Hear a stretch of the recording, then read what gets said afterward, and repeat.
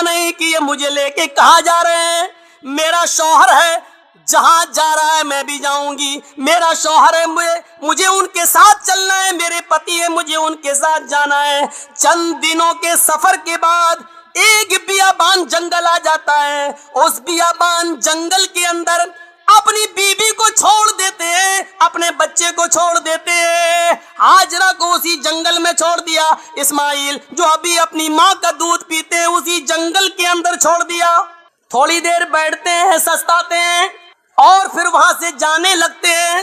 اس منظر پر ذرا غور کیجئے میرے ساتھیوں, یہ منظر ہمیں کچھ اور بتاتا ہے.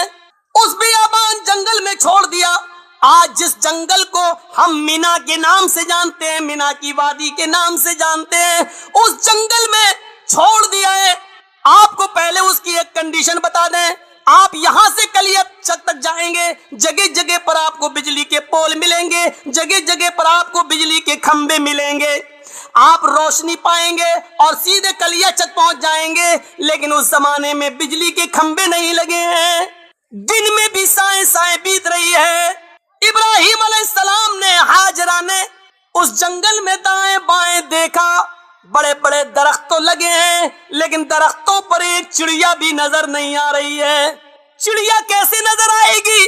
کیونکہ دور دور تک پانی کا پتہ نہیں ہے, پانی کا نام و نشان نہیں ہے. چڑیا بھی ایسے درختوں پر اپنے نیسٹ, اپنے گھونسلے بناتی ہیں جہاں آس پاس پانی ہو, وہ پانی پی سکے اور اپنے بچوں کے لیے اپنی چونچ میں پانی کھینچ کر لا کر اپنے بچوں کو پلا سکے. جب جنگل میں دور دور تک پانی نہیں تو جنگل میں ایک بھی چڑیا, ایک بھی پرندہ بھی نہیں دکھائی دے رہا ہے.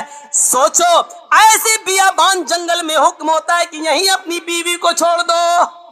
حضرت ابراہیم تھوڑی دیر بیٹھتے ہیں, پھر وہاں سے چلنے لگتے ہیں. ہاجرہ نے دیکھا کہ ابراہیم جا رہے ہیں. یہاں تو کوئی دکان بھی نہیں کہ کوئی سودا لینے جا رہے ہوں. یہاں تو دور تک کوئی سبزی فروش بھی نہیں دکھ رہا ہے کہ جس سے سبزی خریدنے جا رہے ہوں. جب ان کو جاتے ہوئے دیکھتی ہیں, اپنے بچے کو زمین پر لٹاتی ہیں, زمین پر, اور پیچھے پیچھے چل کے کہتی ہیں کہاں جا رہے ہو؟ ابراہیم علیہ السلام نے اس جملے کا جواب نہیں دیا. کہاں جا رہے ہو کچھ نہیں بولا, سیدھے اور آگے بڑھتے ہیں. بیوی نے کہا رے میں پوچھ رہی ہوں کہاں جا رہے ہو؟ ابراہیم علیہ السلام نے ابھی بھی جواب نہیں دیا. ابراہیم علیہ السلام سیدھے چلے چلے جا رہے ہیں, پیچھے مڑ کر دیکھنے کا نام نہیں لیتے. نہ بیوی کو دیکھ رہے ہیں نہ بچے کو دیکھ رہے ہیں, چلے چلے جا رہے ہیں. ہاجرہ نے اب پیچھے سے ان کا دامن تھاما, پیچھے سے ان کا کرتا پکڑا, پیچھے سے ان کا دامن پکڑ کر کھینچا اور کھینچ کر کہا میں کچھ پوچھ رہی ہوں کہ کہاں جا رہے ہو؟ حضرت ابراہیم علیہ السلام نے ایسے اپنی بیوی کا ہاتھ پکڑا اور اس کو یوں پکڑ کے جھٹک دیا اور آگے بڑھنے لگے. تب بیوی چیخ کر کہتی ہے آئے ابراہیم کچھ تو بولو, کیا میں نے آپ کی بیوی ہو کر آپ کی کوئی نافرمانی کی ہے؟ حق کی رفاقت کو ادا کرنے میں مجھ سے کوئی گستاخی ہوئی ہے؟ میاں بیوی کے جو حقوق ہوتے ہیں اس میں کوئی ہم سے کمی ہوئی ہے؟ خدمت میں کوئی کمی ہوئی ہے؟ آپ کی سیوا میں کچھ کمی ہوئی ہے؟ مجھ سے کوئی لغزش ہوئی ہے جو اس بیابان جنگل میں مجھے اور اس بچے کو اکیلے چھوڑ کے جا رہے ہو؟ ابراہیم علیہ السلام کی آنکھوں میں آنسو آ گئے, لیکن آنسوؤں کو زمین پر نہیں گرنے دیا. آنکھیں چڑھا لی, نظریں آسمان پہ ڈالی اور آنکھوں سے گرنے والے آنسوؤں کو آنکھوں ہی میں پی گئے. اس کا ایک قطرہ بھی زمین پر نہیں گرنے دیا. پھر اس کا بھی جواب نہیں دیا. آگے بڑھتے گئے. جب اس کا بھی جواب نہیں ملا تو ہاجرہ ایک جملہ کہتی ہیں اے ابراہیم جا رہے ہو تو جاؤ, لیکن یہ بتاؤ کہ کب آؤ گے؟ ابراہیم علیہ السلام کے پاس اس بات کا بھی جواب نہیں, کچھ نہیں بول رہے ہیں. آگے بڑھتے چلے جا رہے ہیں. خوشی خوشی لائے, اچھی باتیں کرتے ہوئے لائے, بیوی سے پیار بھری باتیں کرتے ہوئے لائے, لیکن جب جنگل میں چھوڑا تو ایسے پیٹ پھیر لی جیسے یہ میری بیوی ہی نہ ہو. جو پوچھ رہی ہے اس کا بھی جواب نہیں, بیوی کے سوال بھی غلط نہیں ہے, صحیح کہہ رہی ہے کہ مجھے اکیلے اس بچے کو اکیلے چھوڑ کے جا رہے ہو اور وہ بھی اس بیابان جنگل میں, لیکن جواب نہیں ہے. آگے اور بڑھتے ہیں تو لاسٹ میں بیوی کہتی ہے ہاجرہ اے ابراہیم جب تم جواب ہی نہیں دے رہے ہو، یہ بھی نہیں معلوم کہ کب آؤ گے، شام تک آؤ گے، کل آؤ گے، 2 دن بعد آؤ گے، 1 ہفتے کے بعد آؤ گے، 1 مہینے کے بعد آؤ گے، 1 سال کے بعد آؤ گے، یا آؤ گے ہی نہیں؟ کسی بھی سوال کا جواب جب تمہارے پاس نہیں ہے تو میں اس کو کیا سمجھوں؟ اس کا بھی جواب نہیں۔ کہتی ہیں اے ابراہیم میں آپ کی بیوی ہوں، میں آپ کی امانت ہوں، پتہ نہیں آپ کب آئیں، اپنی اس امانت کو کس کے حوالے کر کے جا رہے ہیں؟ یہ تو بتا دو، آپ 10 سال کے بعد آئے، 20 سال کے بعد آئے، 1 سال کے بعد آئے، 2 سال کے بعد آئے، اور اگر میں زندہ رہوں اور میری عزت و آبرو نہ بچ سکے، جیسے ایک بادشاہ نے میری عزت و آبرو سے کھلواڑ کرنا چاہا لیکن اللہ کی مدد کی وجہ سے وہ نہیں کر سکا، وہ اگرچہ سارا تھی، دوسری بیوی تھی، اور اس کے بدلے میں پھر اس نے ہمیں بھی دے دیا ایک لونڈی کی شکل میں جس کو آپ نے اپنی بیوی بنا لیا۔ اے ابراہیم مجھے یہ بتاؤ کہ اپنی اس امانت کو کس کے سپرد کر کے جا رہے ہو؟ اگر میری عزت و آبرو محفوظ نہ رہی مجھے کس کے سپرد کر کے جا رہے ہو؟ بیوی جواب کہتی ہے اِلَىٰ مَن تَتْرُكُنَا، اے ابراہیم آپ نے مجھے کس کے حوالے کیا ہے؟ ہمیں کس کے ذمے سونپ کے جا رہے ہو؟ اس امانت کا ذمہ دار کون ہے؟ جب ہاجرہ نے یہ کہا، قرآن کے الفاظ اِلَىٰ مَن تَتْرُكُنَا، آپ نے مجھے کس کے سپرد کیا ہے، آپ نے مجھے کس کے حوالے کیا ہے؟ تب ابراہیم علیہ السلام اب اس کا جواب دیتے ہیں، لیکن ہاجرہ کی طرف دیکھ کر نہیں، بچے کی طرف دیکھ کر نہیں۔ اگر پیچھے گھوموں گا بیوی کی شکل دکھے گی، معصوم بچے کو دیکھ لوں گا تو کہیں بیوی کی اور بچے کی محبت میرے دل میں نہ آ جائے، اور پھر میں جس کام کے لیے اللہ کے حکم سے جا رہا ہوں اس کام سے کہیں میں رک نہ جاؤں۔ ایمانی طاقت دیکھیے، ایمانی اس طاقت کی وجہ سے وہ بیوی کو نہیں دیکھ رہے ہیں، بچے کو نہیں دیکھ رہے ہیں۔ بیوی کی محبت ہے، بچے کی محبت ہے، لیکن ایمان کی طاقت دیکھیے کیا کہتے ہیں، نہ بیوی کو دیکھنا گوارا، نہ بچے کو دیکھنا گوارا، اور بیوی کہہ رہی ہے کہ مجھے کس کے سپرد کر کے جا رہے ہو؟ اس جنگل میں تو چڑیاں بھی نہیں ہیں، ہمیں اس جنگل میں رات ہوگی، خطرناک جانور بھی تو آ سکتے ہیں، میرا کیا ہوگا؟ مجھے بتاؤ مجھے کس کے سپرد کر کے جا رہے ہو؟ ابراہیم علیہ السلام نے قدم آگے بڑھاتے بڑھاتے چلتے چلتے جواب دیا اِلَى، آئے میری بیوی میں نے تجھے اور تیرے اس بچے کو، میں نے تجھے اور اپنے اس بچے کو اللہ کے سپرد کر دیا، اللہ کے حوالے کر دیا ہے، یعنی اللہ نے مجھے چھوڑنے کا حکم دیا، میں نے اللہ کے حکم سے تجھے چھوڑا، اس بچے کو چھوڑا، میں کہاں جا رہا ہوں مجھے پتا نہیں، اللہ جہاں لے جائے گا میں جاؤں گا، جو حکم دے گا میں کروں گا، کب آؤں گا اس کا بھی کوئی پتا نہیں، جب تک اس کی اجازت حکم نہ ہوگا میں نہیں آؤں گا۔ آئے میری بیوی میں نے تجھے اور اس بچے کو اللہ کے سپرد کر دیا ہے، اللہ کے حوالے کر دیا ہے۔ اب ابراہیم علیہ السلام کی بیوی کا بھی جواب سنو، جب دیکھ لیا کہ میرے شوہر نے مجھے اللہ کے سپرد کر دیا تو اس کے ایمان کی کیفیت دیکھو۔ اب ہاجرہ کے اندر بھی اللہ کا نام سن کر جو ایمان پیدا ہوا، جو ایمانی طاقت آئی، اب وہ اس جنگل کے خطروں سے نہیں ڈر رہی ہے، اس بیابان جنگل سے نہیں ڈر رہی ہے، اس جنگل کے اندر رات میں کتنے خطرناک جانور آئیں گے ان سے نہیں ڈر رہی ہے۔ ابراہیم سے کہتی ہے جب آپ نے مجھے اللہ کے سپرد کر دیا، اللہ کے حوالے کر دیا، جائیے اب آپ کو رکنے کی ضرورت نہیں ہے۔ اِذًا لَا يُضِيعُ اللَّهُ أَبَدًا، اے ابراہیم میری طرف سے اور بچے کی طرف سے بے فکر ہو جائیے، چنتا مت کریے، گھبرائیے نہیں، اللہ ہم کو ضائع نہیں کرے گا، اللہ ہم کو برباد نہیں کرے گا، اللہ ہمارا نقصان نہیں کرے گا، کیونکہ آپ نے مجھے اللہ کے حوالے کر دیا ہے، اللہ کے سپرد کر دیا ہے۔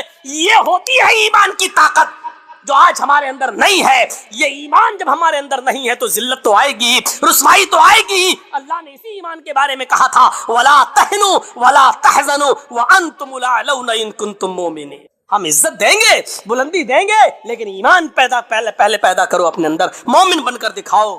ہاجرہ نے مومنہ بن کر دکھایا، ابراہیم نے مومن بن کر دکھایا تو اللہ کی مدد بھی آئی اور بلندی بھی ملی. اب دیکھو اللہ کی مدد کیسے آتی ہے جب ایمان ان کے اندر پیدا ہو گیا. ابراہیم نے اپنے ایمان کا حق ادا کیا, ہاجرہ نے بھی ایمان کا حق ادا کیا. ابھی تک پیچھے پیچھے دوڑ رہی تھی کہ بتاؤ میرا کیا ہوگا. لاسٹ میں کہتی ہے کہ مجھے کس کے سپرد کر کے جا رہے ہو؟ جواب ملا اللہ کے. پھر ہٹ جاتی ہے اور کہتی ہے اب جاؤ ہمارے اور بچے کی طرف سے بے فکر ہو جانا, اللہ نے جو حکم دیا اس کو کریے, اللہ ہمیں ضائع نہیں کرے گا, اللہ ہمیں برباد نہیں کرے گا. وہ اس بیابان جنگل میں رک جاتی ہے, اسی جنگل میں رہنے لگتی ہے. غور کرو کہ اس جنگل میں 2 یا 3 دن کے لیے ہی پانی تھا, 2 یا 3 دن کے لیے ستو تھا, اس کے علاوہ ہاجرہ کے پاس کچھ نہیں تھا. ستو ختم ہو جاتے ہیں, پانی ختم ہو جاتا ہے, کوئی قافلہ بھی وہاں سے گزرتا نہیں ہے. کیوں کوئی قافلہ گزرے گا؟ کوئی بستی بھی آباد نہیں ہے, دور دور تک پانی کا پتہ نہیں ہے. میں ماں ہوں, 2-4 دن بھوکی پیاسی رہ سکتی ہوں, لیکن یہ معصوم بچہ ہے جو میرا دودھ پیتا ہے. جب مجھے کچھ ملے گا نہیں تو دودھ بنے گا کیسے؟ میں کھاؤں گی تو دودھ بنے گا, جب دودھ بنے گا تو بچہ پیے گا. میں پیاسی ہوں, 2-4 دن رہ سکتی ہوں, لیکن بچے کو پیاسا کیسے رکھا جا سکے؟ غور کرو, تمام شک و شبہات اس عورت کے دل میں ہے, لیکن اللہ پر بھروسہ ہے, ایمان ہے اللہ کی ذات پر. اپنے بچے کو لٹاتی ہے, کہتی ہے چلو کوشش کر کے دیکھتی ہوں پانی مل جائے. دائیں دیکھا بائیں دیکھا, اس کو کچھ نظر نہیں آ رہا تھا. سامنے ایک پہاڑی نظر آئی, اس پہاڑی کے اوپر چڑھ جاتی ہے, اپنے بچے کو زمین پر چھوڑتی ہے, اس پہاڑی کے قریب جاتی ہے. اس پہاڑی کا نام ہے صفا.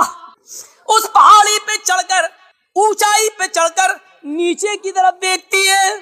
ہم تو مسجد کی چھتوں پہ چڑھ کے چاند کو اوپر کی طرف دیکھتے ہیں, عید کا بقرعید کا چاند. وہ اونچائی پہ چڑھ کر نیچے کی طرف دیکھتی ہے, شاید اس پہاڑی کے نیچے کوئی بستی رہتی ہو, کوئی گاؤں ہو, کوئی اللہ کے بندے رہتے ہو, اور میں ان سے تھوڑا سا پانی مانگ لوں بچے کو پلانے کے لیے.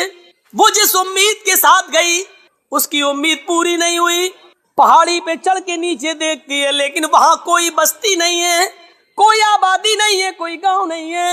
اس نے اس پہاڑی پہ چڑھ کے پھر گھوم کر دوسری طرف دیکھتی ہے کہ ادھر بھی ایک پہاڑی نظر آ رہی ہے. چلے اس پہاڑی کے اوپر چڑھ کے دیکھے, شاید ادھر پانی ملتا ہو, یا اس پہاڑی کے نیچے کوئی بستی آباد ہو. وہ وہاں سے چلتی ہے, کچھ دیر رک کے چلتی ہے, سلو چلتی ہے, اور بچے کی پیاس جب اس کے دماغ میں آتی ہے تو تھوڑا سا تیز دوڑتی ہے, پھر تھوڑا سا سلو ہوتی ہے. وہ 2-3 بار تیز دوڑتی ہے, 2-3 بار سلو دوڑتی ہے. صفا سے مروہ جاتی ہے, لیکن مروہ جانے کے بعد بھی اس کو کوئی بستی نظر نہیں آتی. اب اس کو معلوم ہے نہ صفا کے نیچے کوئی بستی ہے, نہ مروہ پہاڑی کے نیچے کوئی بستی ہے. لیکن بچے کی پیاس جب دیکھتی ہے تو بار بار جاتی ہے, شاید کوئی آنے والا آدمی مل جائے, کوئی قافلہ مل جائے, میں کسی سے پانی کی چند گھونٹ مانگ کر بچے کو پلا دوں. بچہ انگوٹھا اپنے منہ میں رکھ کے چوس رہا ہے. حدیث کی کتابیں کہتی ہیں صفا اور مروہ کے دوڑ دوڑ کر ہاجرہ نے 7 چکر لگا لیے. صفا سے مروہ 1, مروہ سے صفا 2, صفا سے مروہ 3, مروہ سے صفا 4, صفا سے مروہ 5, مروہ سے صفا 6, اور پھر صفا سے مروہ 7. پھر مروہ سے صفا پر نہیں آئی, 7 چکر لگا کر نا امید ہو گئی کہ اب پانی نہیں ملے گا, تو اپنے بچے کے پاس آ کر بیٹھ گئی, نظریں آسمان پہ ڈالی. الہ العالمین, تجھے معلوم ہے, تو سب کچھ جانتا ہے, تیری ذات سے کوئی چیز چھپی ہوئی نہیں ہے. 3 دن پہلے جب میرا ہسبینڈ, میرا شوہر جا رہا تھا, میں نے اس سے پوچھا مجھے اور اس بچے کو کس کے حوالے کر کے جا رہے ہو؟ اس نے کہا اللہ, اللہ کے حوالے. الہ العالمین, میرا پتی مجھے تیرے سپرد کر کے گیا ہے, اس بچے کو تیرے سپرد کر کے گیا ہے. میں نے بھی یقین دلایا اللہ مجھے ضائع نہیں ہونے دے گا. الہ العالمین, میں نے آج تک اپنے پتی کی امانت میں خیانت نہیں کی ہے. میرے پتی کا یہ بیٹا, میرا یہ بچہ آگے چل کر دین کی خدمت کرے گا, میں نے دین کے لیے وقف کر دیا ہے. اے اللہ, میرے اس بچے کے لیے غذا کا इंतजाम फरमा दे, पानी का इंतजाम फरमा दे। दिल से जो आह निकलती है वो असर रखती है, पर नहीं ताकत परवाज मगर रखती है। ऊपर से अल्लाह रब्बुल आलमीन ने जिब्रील को हुक्म दिया, आए जिब्रील क्या देख रहे हो, मेरी बंदी मुझे पुकार रही है और मेरा बंदा इब्राहिम इन दोनों को, इस्माइल और हाजरा को मेरे सुपुर्द करके गया है। अगर मेरे सुपुर्द करने के बाद भी ये दोनों भूखे और प्यासे मर गए तो फिर दुनिया से विश्वास उठ जाएगा, फिर ईमान किसके अंदर पैदा होगा। आए जिब्रील जाओ, जिस जगह इस्माइल एड़ियां रगड़ रहे हैं उसी जगह पर तुम अपना पर मारो और फिर मेरी कुदरत का करिश्मा देखो। जिब्राइल आए और उसी जगह पर मारा और पानी का चश्मा उसी जगह फूट गया। इब्राहिम हाजरा ने देखा कि पानी का चश्मा निकल गया तो वो रोकने लगी, पानी है वो बह रहा है, वो रोक रही है, इधर ना चला जाए उधर ना चला जाए। वो समझ रही थी शायद अभी ये थोड़ी देर के बंद हो जाएगा, तो समेट रही हैं और जज्बात में कह रही पानी तो बहता जा रहा है, वो ऐसे लेती चुल्लू ऐसे रोक रही है और कहती जम जम, अबरानी जबान का लफ्ज जम जम, अरे कहाँ जा रहा, रुक रुक रुक, जम जम, जमजम का मतलब रुक रुक, ठहर जा रुक जा, कहाँ जा रहा, रुक। ये जमजम का लफ्ज भी अल्लाह के रसूल को इतना पसंद आया कि आपने जमजम के लफ्ज को जमजम ही रहने दी, इसके लिए कोई अरबी का लफ्ज इस्तेमाल नहीं किया। रुक रुक, पानी नहीं रुकता तो उन्होंने मुडेर बांध दी, वही मिट्टी से इकट्ठा करके ऐसे बनाती चली गई, मुडेर बांध दी।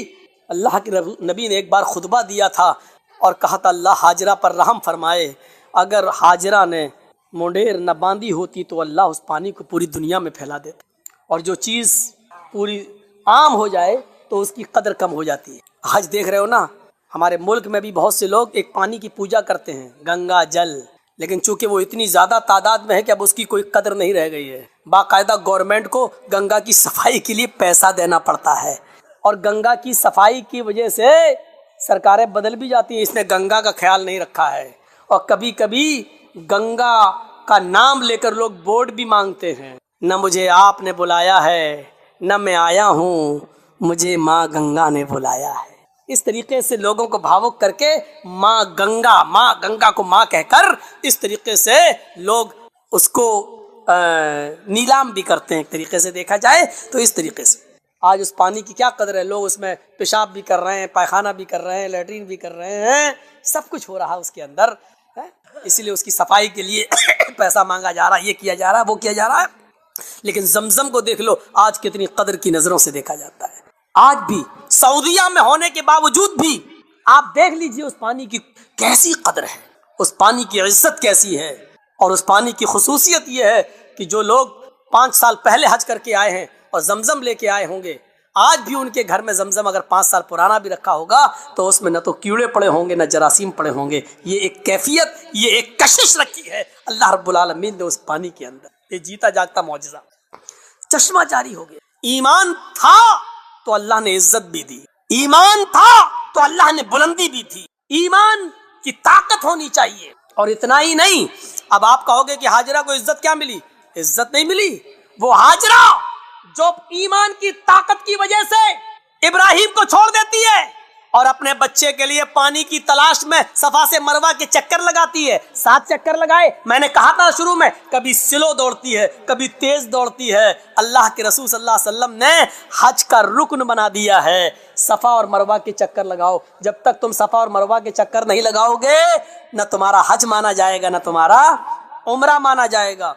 और औरतों के लिए तो खास कर दिया कि तुम तो सीना तान कर अकड़ कर तेज न दौड़ो क्योंकि तुम्हारी बेपर्दगी होगी। लेकिन हाजरा जहां जहां तेज दौड़ी थी और थोड़ा सा अकड़ के ऐसे दौड़ी थी, अल्लाह के नबी सल्लल्लाहु अलैहि वसल्लम ने मर्दों को हुक्म दे दिया कि जब भी वो सफा से मरवा से सफा की चक्कर लगाएं तो जहां हाजरा तेज दौड़ी थी वहां उनको भी तेज दौड़ना है, जहां हाजरा स्लो हुई थी वहां तुम्हें भी स्लो होना है।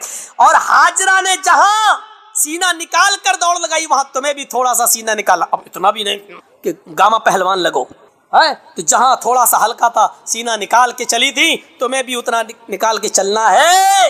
ये इज्जत दी अल्लाह ताला ने, ये ईमान की ताकत है। ईमान होगा, मोमिन होगे तो हम तुम्हें बुलंदी देंगे। اس سے بڑی ایک عورت کی عزت کیا ہوگی؟ کسی بھی مذہب کے اندر عورت کو یہ عزت نہیں ملی. ہاجرہ نے جہاں اپنا قدم رکھا، ہر حاجی وہاں اپنا قدم رکھتا ہے.